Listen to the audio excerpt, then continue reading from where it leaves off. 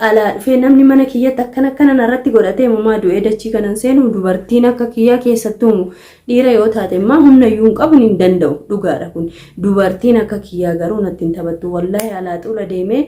poolisatti birrii meeqa gadi naqee ofirraa qabsiisa malee alaan natti hin taphattu garuu intalli keenya kun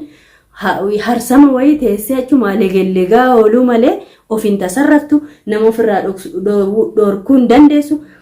Ammaati sabboontu jette akkana yoo tuqanu achuma namarraa jetti malee leesh namarraa jetti maa harkaan qabdu moo maraattuudha moo fayyaan qabdu fayyaa miti maraattuudha akka hin jenne moo fayyaa qabdiin deemti kuno nagaa hin hojjetattee galti maaltu magan caaltu ani ishiin deeggaru kijibaan caaltu har'a ammoo gaawaan adda tokko arginee jirra hati sabboontu caaltu gargaarsaaf mana caaltutti argamtee jirti jechuudha. Dhugaa dubbatuudhaaf nama rakkate yookiin nama kophaa ta'e gargaaruun hedduu tokko nama gammachiisa hedduu tokko illee namatti tola ani asirratti garuu gargaarsi haati sabboontuu gochuu fi deemte caaltuudha fakkeessa yookiin irra dibaanatti fakkaata dhiifama naaf godhaa garuu ani yaada kiyya kuni maali yoo jettanii mucattuma tokkittii kana faayuma tokkittii kana namni gamaa gamasii afaan banee gamaa gamasii ittiyyee gamaa gamasii akkana ishiin irratti akkas godhattu kana namuma tokkittii kanaaf nama kana maaltu barbaachise yoo dhugaa dubbanne yoo karaa qajeelaa deemne kilmaa tokkittii malee faayootti shurxaa fidanii maaf qabsiisanii mana sanaa hin baasin kun amma dubbiin maanni dubbii akkuma caaltu sana akkana lafarra harkisu akkana lafarra harkisanii ofitti goobsuudha ani akka yaada kiyyaatti garuu dhiifama naaf godhaa jechoota kana fayyadamuufi jechuudhaan waan natti fakkaate dubbaturra duubattiin jedhu abbaan fedhe na jibbe abbaan fedhe na jaalate abbaan fedhe waan fedhe jedhe kun dhugaa jirtudha jechuudha ifa gala assalaamu alaykum ashama harka fuuni kabajamtootaaf hordoftoota keenya jirra jirtu bakka jirtanitti nageenyi kiyya isin haa qaqqabu jechaa wanti caaltu kun hedduu nama dhiba jechuudha akkuma isiniin jedhe haati sabboontuu gargaaruun ishee hedduu tokko nama gammachiisa nama cinaa dhaabbatuun hedduu namatti tola garuu immoo caaltuun hagas mara dubartii takkittii akka isheetii dadhabdee gamaa gamasii namni jaarsummaa faayuu kadhatee asii namatti waamane achii namatti waaman akira haadha sabboontuu waammattee jechuudha caaltuun nama waammachuun bareeda garuu maaliif sammuun qabdu ijaan qabdu gurran qabdu hin dhageessu hin deemtu hin nyaattu hin dhugdu maali yaani intala namaati ishiin bar horii miti horiitu horii jechuun horumaa miti ree horii waan beeku yaani horii fi namnu ka adda ba'e yaada yaaduu fi sammuusa fayyadamuudha bar kun immoo yaada nama akka namaatti osoo yaadiin horiidha gadillee taate nama argite ofitti taphachiifti caaltuun jechuudha haati sabboontuullee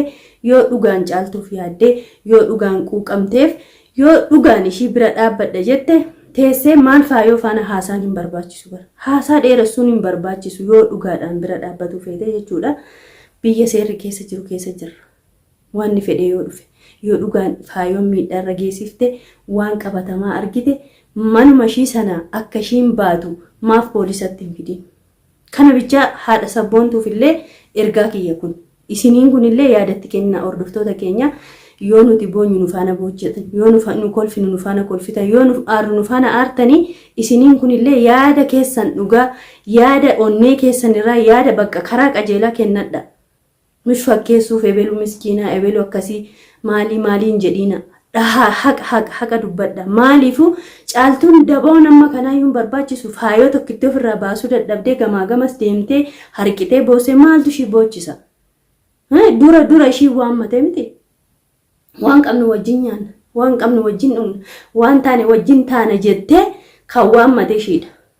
ofishiitii ofitti waamte ishiin kan waamte jaalalaa osoo hin ta'in hajjiirraa ishii fageessuu ishiiti yaanni caaltuun hajjiirraa fageessuu ishiiti caaltuu maali faayoo caaltuun jechuudha kan tooftaa kana ka fayyadamte jarreen lamaan addaan fageessuudha wallaahi kan boru argitan kan boru dhageessan jechoota kiyya kanallee guyyaa ishii wajjin qabadha boru caaltuun hajjiitti araaramtee bar wajjuma ol baati kun beekamaadhaan isinitti meera garuu durillee oguun isinitti muna loltanii na arrabsitanii maaltu si galchee jireenya kee jiraadhu jireenya kee jiraataa jira garuu yaada kiyya immoo kennachuun mirga kiyya kun maal jechuudha jedhe taayee danda'a soo akkammaa kana hidhaan seeniin. Kanaafiyyuu anillee namoonni abbaan fedhe dhufee haga harraba kiyya kana namurutti inuma haasa'a imma dubbadhallee dhugaa jirtus imma dubbadha maa haadhoo kiyyan ta'in natti haa mufatu abbaan fedhe wallaahin maaltu na galchan waan natti fakkaate dubbatuuf duubatti hin deebi'u kanadha.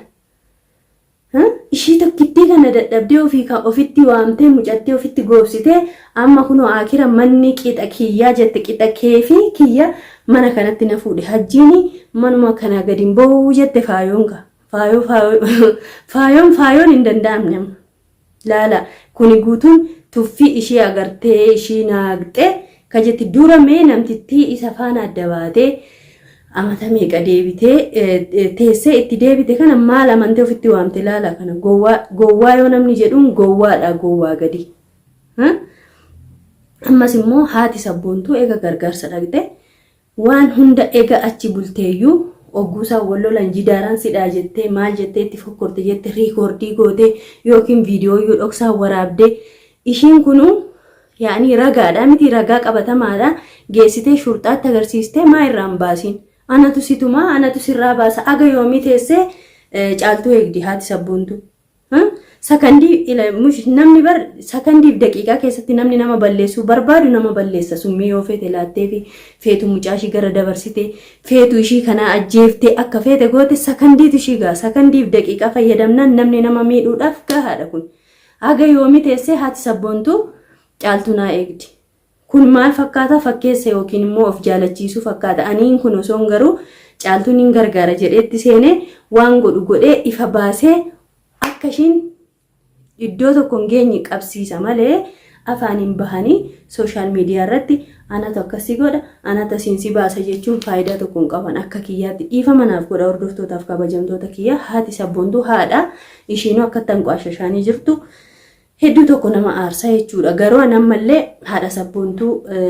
gaqqeequu yookiin cabsoo osoo hin taane dhugaa jirtu yoo isaan gargaaruu ishii gargaaruu fedhan haati sabboontuu karaa haqaatiin deemanii poolisa waamanii faayoo irraa baasuudha. Kana an akka kiyyatti dhugaan kana ka fakkaatus kana malee maali faayoodhaaf caaltuun hin hanqatte faaya takkittiif caaltuun hanqatte yoo humna dhabde bar namni isiniin jedhe namni humnaan osoo hin taane poolisa maan finne duraa ishii ofitti waame amma faayoon illee shira guddaa of keessaa qabdi shirri kun maali ani akka yaada kiyyaatti hajjii faana walii galtee daa'ima ishii irraa fudhatuuf deemti ka jedhutu keessa kiyya jira ergama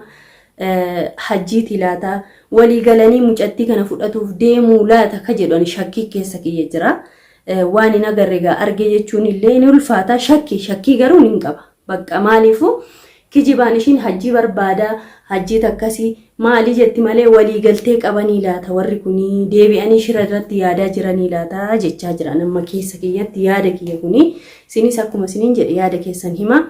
maaliifuu namuu walirraa barataa miti waan daganne tokko sintu nu yaadachiisan ullee akkasuma kanaafiyyuu faayoon nagaaf deemaan jirtu mana ishii keessatti akka ishiin godhataa jirtu laala kuni hundumaa inni tuffii ishiin of tuffachiisti nama abbaatu of kabachiisa yoo of kabachiistanii namallee kabaju malee akkatti namni mana kiyya alaa dhufee namni mana kiyyatti akkana narratti godhatee mamaa du'ee dachii kanan seenu dubartiin akka kiyyaa keessattuu dhiira yoo taate immoo humna iyyuu hin qabu hin danda'u dhugaadha kun dubartiin akka kiyyaa garuu natti hin taphattu wallaahi alaa xula deemee poolisatti birrii meeqa gadi naqee ofirraa qabsiisa malee alaan natti hin taphattu. Garuu intalli keenya kun harsama wayii teessee achuma legellegaa ooluu malee ofiin tasarraftu nama ofirraa dhorkuu hin dandeessu ammaati sabboontuu jette akkana yoo tuqanuu achuma namarraa jetti malee leesh namarraa jetti maa harkaan qabdu moo maraattuudha moo fayyaan qabdu fayyaa miti maraattuudha akka hin jenne immoo fayyaa qabdi hin deemti kunoo nagaa hin hojjetattee galti maaltu magan caaltu ani ishiin deeggaru kijibaan caaltu hin deeggaru miskiinadha. Nama gaariidha nama hin tuqnedha garuu miskiinummaan daangaa hin qabne aarsaa hagana ga'u nama kaffalchiisa waggaa meeqa muluu boossee daa'ima ishii kan argatte ammallee immoo akkuma boossee daa'ima ishii argatte borullee dhabdee yoo ishiin hin boohin waan kun maal jette jedhamu qabadhaa isin kanu maali akkanni caaltuun kun bar faayoo haamiitu yookiin summii haalaattuuf yookiin waa haagoot osoo hin ta'in fageenyaan walirraa jiraadha isin masaanuudha fakkeessaa wal jaalanne wal mararsiifanne walii galle ka jedhu kijiiba masaanuu walumaan galtu kana beeka. Inna haati sabboontuullee amma gargaarsi kee gaarii ta'ee garuu gargaarsi karaa kana hin ta'u. Teessee eegdee hin dandeessu. Ati haadha daa'imaati, haadha manaati, dhirsa qabda, ijoollee keetti galtaa, boru caaltuun immoo achitti miidhamti. Kanaafuu yoo dhugaadhaan caaltu yaadde waan kana keessa galtee jirta, mucayyoo kana keessaa baasa, ishii gargaara cina dhaabbadhettee akka itti galtee eegaltetti faayootti shurxaa fidii, poolisa fidii ofirraa baasisi. Baasiif ka halaas caaltuudha quuqamtee miti ati sabboontuu baasuu ni qabdi. Fakkeessi maal godha? Faayidaa tokko hin qabu. Namni yoo dhugaan nama mararfate, yoo dhugaan ishii gargaaru feete, yoo dhugaanuu siinsi dhageesse, silaa nama aalamaa duniyaa guutuu dhagahuu diddeessii kanaa yoo dhageesse, yoo dhugaan caaltuuf mararsiifatte, yoo dhugaadhaan caaltuuf yaaddee mana ishii sanatti galtee achuma galee ishii eega jette manuma sanaa baasii, mana biraatti kireessii fi feetuuf biratti galchii, feetu mana biraa kireessiif kana. Mush manuma sana keessatti maali manni sun waa qabaa jedha barkan isin ofee achitti siyaamu wayii manni sun waa qabaa faayoon achi gala jette. Haati sabboontuu ammallee achi gala jette. Maaltu jira mana sana keessa? Eshfi yaani. Maanni wanti jiru kun nu anaayyuu na dhibaa jira. Inde nu deemnee caaltuu gargaaruu dadhabne garuu nama gargaaramtu miti. Hasiyyootti mana siin namitti gannamtu. Waa takka kan hin beekne, kan jecha namaan fudhanne, ka ofii of hin beekne. Ani fakkeessa kanaaf deemee caaltuu akkas godhaa achiin baa hin jedhu itti mee dadhabe bilbilee fi dadhabe bilbila hin kaaftu namarraallee tuffii namaa guddaa qabdi wallaahi. Innaa hordoftootaaf kabajamtoota kiyya kanuma ibsachuu dhufee ijoolleen hedduun immoo waan koosuma rakkifnaa daraa kee abdii cinaa nuu dhaabbadhu osoo hin beekin sheeka bira geessinaan jettanii inshaallah biiznillah ni yaala waan danda'u nin godha. Isiniin kun immoo isaafuu quuqamtanii nu hundaaf quuqamtanii mararfattanii waan isa yaaddanii isaafuu yaaddanii anaan akkas jettaniif hedduu tokko natti tola. Isin hordoftoota kiyyaa maatii kiyyaa olittidha. Isintu dursee waan ani qaaqu guutuu argaa dhagahaa anillee akkasuma ergaa isinaaf dabarsitan kana yoo rabbiin jedhe hojiirra oolchuu ni yaala. Rabbi si gargaaru jedhaati du'aama godha. Abdiifis du'aayii godha. Wallaahi wanti magaalaa kana keessa deemu hedduu tokko nama jibbisiisa. Nama ani bakka ema jibbe nama kiyya nama ofii kanan jibbe. Dhugaa isinitti madhiifama naaf godhaati. Oromuma keenya kana nin jibbe. Sabaaf sablammii meeqa magaalaa kana jira. Kan wal nyaate, kan wal waanyee, kan dalagaa walirra balleessee, kan hollaarratti wal balleessee, kan mana arabaa keessa taa'ee wal balleessee bakka wal hassadumaa inni Oromoo keenya. Oromoon guutuun garuu maqaa kanaan waamamee arrabsama. Rabbiin aqli isaaniitti isaan deebisu jedhaati. Du'aayii godhaafi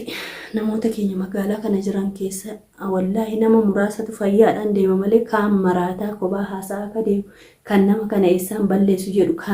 ani kanaan mana kiyya dhokadhee taa'a. Jibbaa namaa osoo hin ta'in namni nama malee hin jiraatu garuu dubbiin taaneen natti dhufa laaqaan taaneen natti dhufa jedhee hiriyaasiin qabu. Fira kiyyas jedhee kan ofitti fiduun qabu ani mana kiyya dhokadhee ta'a kalaas hin feene ka an akka fira kiyyaatti kanin ofitti aansee akka obboleessa kiyyaatti jedhu abdii tokkichaa maraachanii narraa kutanii abdii kanatti dhaquus ani sodaadha. Rabbiin galanni haa ga'u garummoo zaalikaan xiqqoo qajeeltee jirti alhamdulillah. Inshaallah nama hundaa akka zaalikaa qajeelchi kana haa qajeelchu jedha du'aa manuu godha waan biraa waan ni godhan takka ittiin hin jiru uummata keenya. Hedduu tokko nama jibbisiisa wallaahi kana qaaquunu ana as nagahee jira. Namni dogoggora hojjenne hin jiru garuu kan akka ijoollee keenya amma sooshaal miidiyaa irraa wal hammasaa jiran kana Allahu akbar ani hin beeku garuu hundaafuu dubbii isinitti hin baay'isu galatoomaa jiraadha. Yaada keessan nuuf kennitan hundammoo dhugaarratti hundaa'atii nuuf kenna kana miizanarra godhaati jechuudha. Mushaanii nama biyyaa yookiin nama asii gandummaa maalii sun taane yaada dhugaadhaan nama rabbitti amantan yoo taate yaada dhugaa nuuf kennaa. Isiniin jedha hordoftootaaf kabajamtoota kiyya viidiyoo biroon hanga walitti deebinutti nagaa.